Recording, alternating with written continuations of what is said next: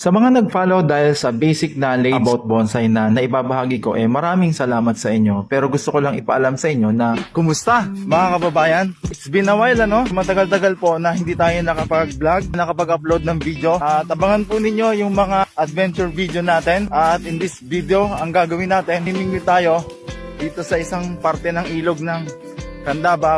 Shoutout sa inyong lahat. Mabuhay kayo hanggat gusto nyo. Woo! Gusto ko lang malaman nyo na ang mga vlog ko ay hindi lang all about bonsai. Pero naniniwala ako na sapat na ang mga basic knowledge na naibahagi ko para matuto rin kayo sa pagbobonsai. Dahil kapag tama ang natutunan nyo, yung pag-upgrade kung gusto nyo maging bonsai artist o gusto nyo maging bonsai master ay nasa inyo na yon. Sa resulta na ng nagawa nyo yon kung maging artist ka o master. Dahil alam nyo ba, sa ayaw at sa gusto mo, kapag ka-quality ang gawa mo, kikilalanin ka ng mga tao na bonsai artist o master. Talaga mga master na po ito sila Oo.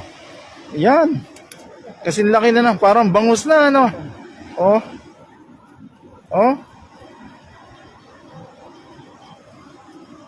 Anong luto lang ang madalas ninyo ginagawa dyan? Sinigang, tsaka Sinigang. ihaw. Hindi ba matinig? Matinik yan. Matinig nga lang. Muro. Gaya na lang ng mga nakasama ko na yan. Hindi naman yan tungkol sa bonsai yung mga ginagawa nila. Pero master din sila sa pamimingwit. Samantalang ako naman, wala akong alam masyado sa pamimingwit. Pero kung sasabihin ko sa inyo na maalam ako, pero nakikita nyo naman yung mga huli ko. Oh, yan. Abangan ninyo di ba? Master ba yan?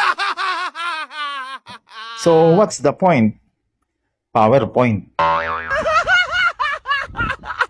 Ang gusto kong ipaintindi, hindi talaga ako masyadong maalam sa pagbobonsai. Gusto ko lang mangyari ay ma-share ko sa mga tao, katulad ng mga supporters ko, kung ano yung mga experience ko sa pagbobonsai at kung paano ito nagiging stress reliever at kung paano pinasasaya nitong ibang tao. Dahil kaya ako nagbo-vlog, gusto kong ma-uplift ang emosyon ng ibang mga tao. Kunyari, nalulungkot, di ba? Mapasaya natin sila. Halimbawa, demoralize. Kahit papano, mahatak natin sila. Usong-uso pa naman ngayon, yung sinasabi nilang nade-depress daw sila, inaatake daw sila ng anxiety. At least kung follower kita at napadaan sa iyo ang video ko, hindi man ito tungkol sa bonsai, at random video ang napanood mo, makapag-share man lang ako ng positive vibes sa'yo, di ba? Kasi isipin mo, wala ka nang pera, ang gulo-gulo pa sa bahay mo. Pagkatapos may kumakatok pang naniningil ng utang. Pagkatapos, ang mapapanood mo pang video ay toxic.